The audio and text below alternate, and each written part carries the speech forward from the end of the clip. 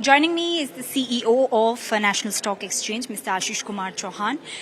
So thank you for joining us at BT 800 and that you are here in Delhi. Definitely I have to address the elephant in the room. The big question that everybody is talking about is the kind of situation India has right now landed up itself when it comes to the tariff clash. How do you analyze this in a tough geopolitical state like today? In a way, I think we need to look at it in a larger perspective that it's not India that has landed. The world has landed in that situation by kind of quirk of fate and the way the history has played out. It's not that Trump, the president of US, is doing only these things with India. He's doing it with Brazil, he's doing it with EU, he's doing it with South Korea, Japan, and everyone is afraid about what is coming next. And no deal made is going to stay for more than probably a night. And everyone knows that. So I don't think it's only something to do with India. But naturally, why did we come where we come? I mean, where we came is basically because of the fact that last 75, 80 years, US has been the most powerful nation in the world. And over last almost 38 years after the Berlin Wall fell in 1988, is this unipolar, single power in the world. Before that, there was Russia, right? And so, in a way, although they have been very powerful, they are slowly losing that power. They also lost out on their industrial base by transporting it to other countries, largely China. And so now they don't have the industrial base, which was their fulcrum on which they could do things. So they, over last 30, 40 years on the project globalization, as I call it, the elites in Europe and US decided to keep only IP, that is intellectual property, the defense, IT and few other things, and finance with them, and everything else they wanted to export to polluting or sort of polluting industries to countries which don't mind pollution. Yeah. And they wanted to have clean air and other things, and they basically transported it knowingly. And naturally, they had to tell their people that if you're losing job, we will give you social security. That's how they ended up giving huge social security. And today, they don't have increasing tax base, so the social security is becoming a burden. The Medicare, which they usually provide in US above 65, but Europe and Canada provide universally, that is everyone, free of cost, and that ends up costing a lot. So today, in some ways, US is neck deep in the debt as a central government, $35 trillion of debt and $1.7 to $1.9 trillion of new debt coming every year. And then they have to roll over the old debt. And so that's the issue where they are now feeling poorer. Vis-a-vis earlier where they were the masters of the world, and suddenly they feel very bad about the entire situation. And that's where where we have come is in a way part of last 50, 60, 70 years of things that happened. And if Donald Trump had not come, somebody else would have come for US and tried to do the same thing. And what I say is that the geopolitics, it's economics for breakfast, right? And so whatever we do in business has to be subservient to the games the countries play. Yeah. And today, India is in that place where we are among the top 4 groups in the world which are being considered. 10 years back, 30 years back, we were not even considered, right? So today, US, India, China, and EU are the 4 most powerful players in the world. And that's where India is much more sanguine. Our framework of services is not in the play because even US is surplus in services. So they don't want to touch that. And they are not touching as of now. That doesn't mean he will not touch later on if he don't do what he wants, right? And so, but currently services are not in play, and services is where we get the max from US. But our exports basket, again, the petrol, diesel are currently not in the play because that's exempt.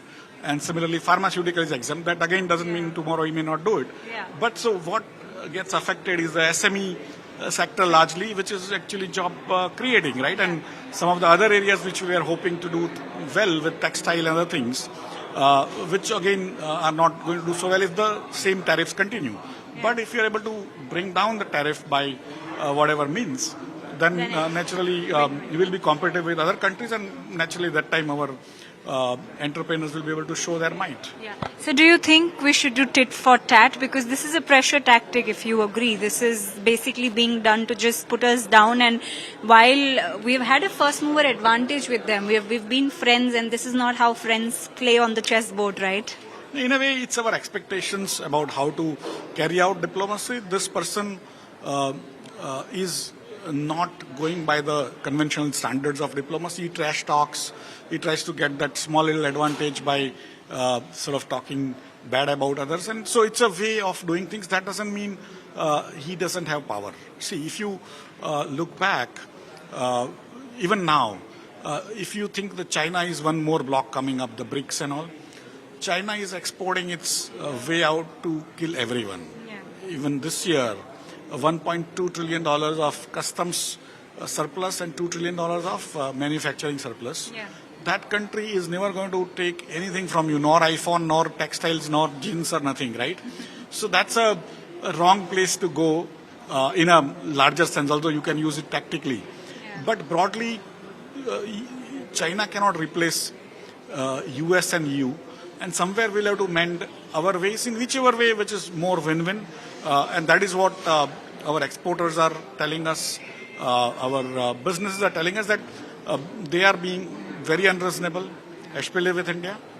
But again, we have to find a way so that we are trying to be in the game, right? And that's where, and slowly, with what I call time, we will be able to show what we need to do. But currently, large part of our exports, that is services, and also the petrol derivatives, that is crude derivatives like petrol, diesel, or iPhone, they are not in the play because they are not being taxed that much. But you never know later on, right? Yeah. So you've been at the helm of NSE. Would you agree with the dead economy jibe that he's given us? No, in a way, this is the fastest growing economy by miles, right? We are more than double their growth. And probably by the end of 25, US is going to actually slow down drastically because of the tariff shock, which is not yet touched them, because most of the inventories that got sold were actually imported before the tariff got applied to US. So everyone had built up that sort of inventory wall. Yeah. Now that is got done, and now the new tariffs, when they come in, it's going to be inflationary, and also it will not allow them to reduce their interest rates, because inflation will ensure you can't reduce that much. And there were very large rollover coming, almost $7 trillion of rollover of the debt, and $1 to $2 trillion of new borrowing.